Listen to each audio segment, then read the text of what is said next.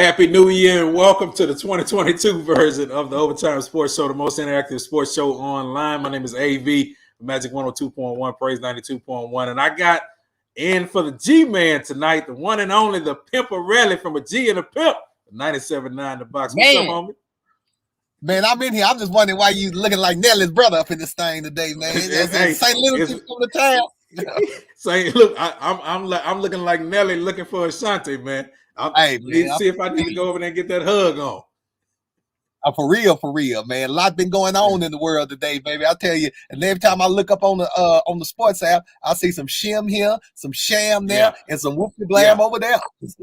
Yeah, it's all over the place. Quinn, appreciate you joining us tonight. And as always, guys, you can chime in, comment on any one of the topics we're going to talk about tonight. We got everything from the NFL. We're going to talk a little bit NBA. We're just going to throw some things out and just get into the world of shimshammery, as the Pimp would say, because there's been a lot of crazy stuff happening in Pimp.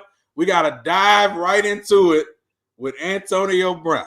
Listen, I'm mad. Listen, AB left the game in the third quarter because he said he had been dealing with ankle problems and they were trying to get him to go back in the game, and he said he wasn't going back in, so he just decided he was going to throw his equipment in the stand and leave the field. Now, what got me, Pimp, was if your ankle hurting, he ran to the locker room. That's what I saw too, man. When I saw his excuse, I went back and pulled up the footage in my repertoire and saw this. And I said, that's a lie. It wasn't nothing wrong with you. I think one thing I noticed, I think he was frustrated because at that moment they were taking a big L in the game, but at the end they came back and won it. Point.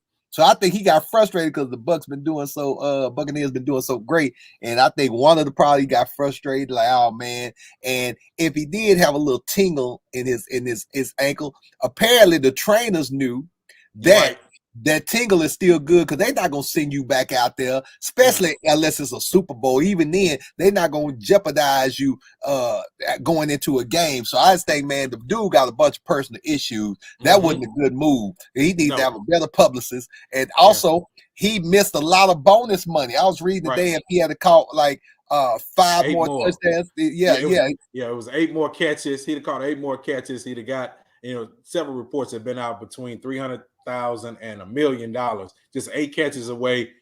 That was a game. One more game next week. If he'd have got 8 catches, which I believe he could have got in these next 2 games, he would have got that bonus. But to him, it didn't mean a thing. I mean, even Coach Aaron said that he hadn't even talked to AB during the game, and he don't know where he got the conversation about Coach trying to force him back in the game. He says, I didn't even talk to him, but what he did say was, hey, he'll no longer be a part of the Buccaneers. Now, what got me was they didn't release him yet.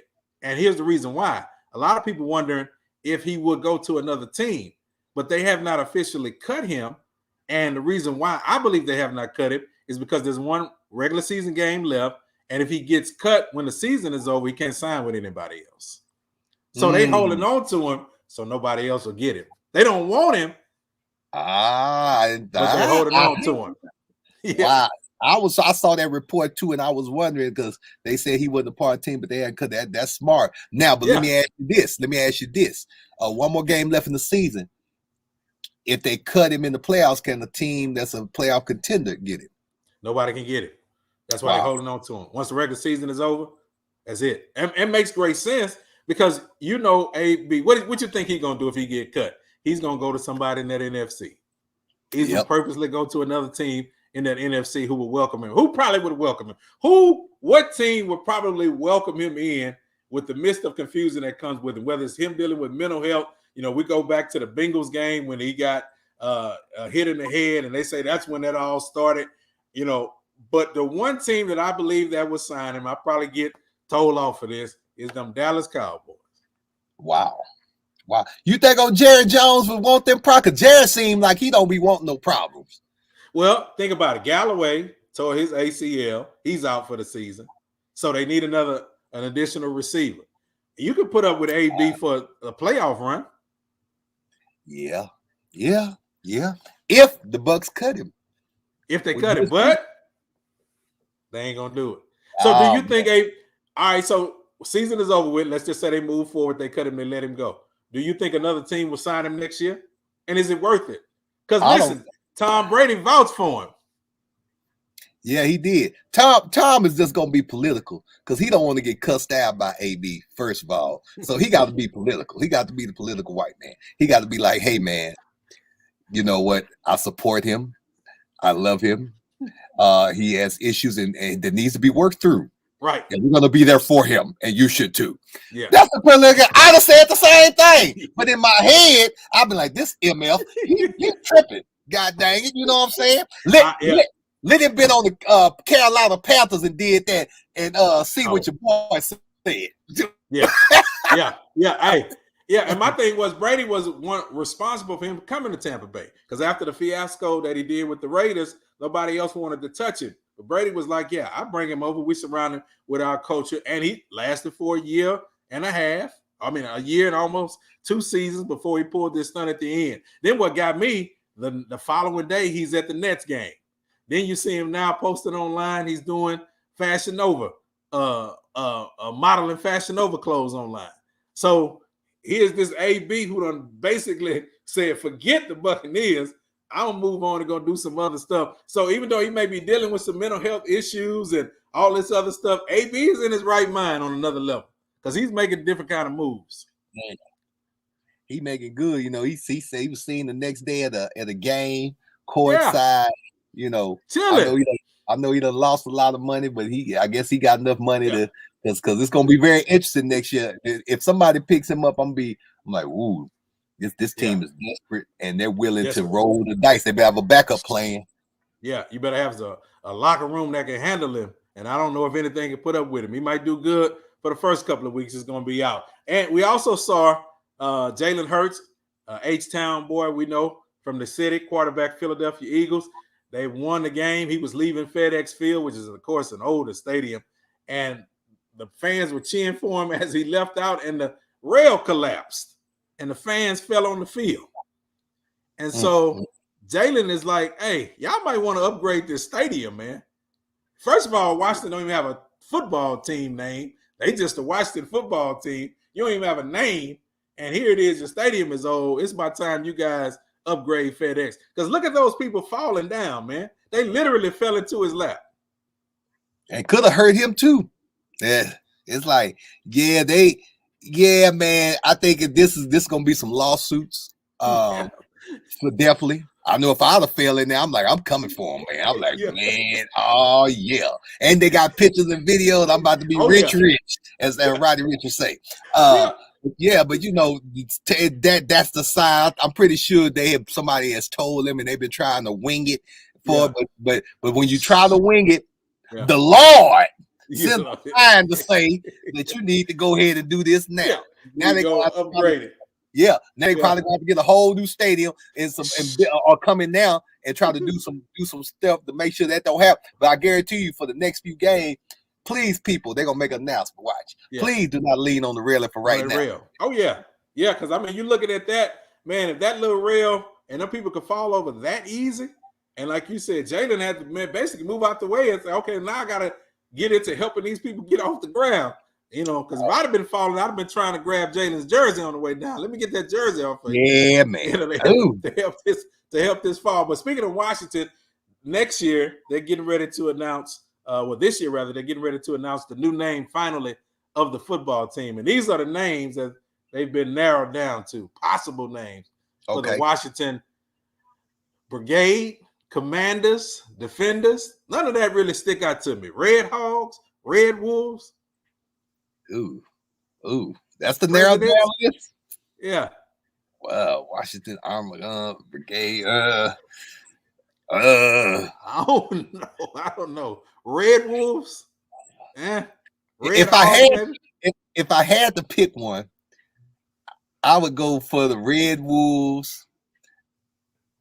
And they put one Washington Presidents. Okay. Yeah, I think I would have to go for the Red Wolves if I had to pick one out of this. This is not a great list right here. No. And I understand the Hogs. I know where they get that from. You know, that's representing them. But I don't know. I don't like any of those. Just stick with the Washington football team if this is what we got to do. Yeah. Because I can't see Defenders or Commanders That's a little too much for me, man. Shout out to Jamar Chase from the Bengals. He broke the NFL single game rookie receiving record. 11 receptions, 266 yards, 3 touchdowns, and the Bengals are on their way to the playoffs, man. They won the division, so congratulations to Cincinnati. I thought Cleveland was going to be a lot better this year, but the Bengals, they did it, man. Yeah, I know one person that's super happy about this. Yes. Yes. And listen, Tate Boogie has been posting. Tate Boogie has been posting like crazy. You know he was going to be above and beyond celebrating his Bengals, and he should. And I told Tate Boogie, usually when Cincinnati makes the playoffs, Pimp, we make the playoffs and we beat them in the first round.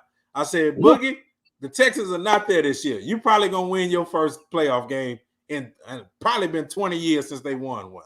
I say, you're going to get your first win because the Texans are not, you're not playing the Houston Texans. Man, and I'll tell you what, another person that's going to be happy about this, another Cincinnati fan currently living here in the H, Mr. Gary Owens. Yeah. You already know. Yeah, they say Super Bowl or bust, but I got to give it to them. They playing good ball. Yeah, you know, I don't know if it's enough for them to excel in the playoffs and win to go to the Super Bowl, but they playing some good ball. I wouldn't be surprised. You never know what'll happen with them. So congratulations to them. The Steelers, Big Ben probably played his last game as a Steeler. They beat the Browns, who got a whole lot of trouble going on as well.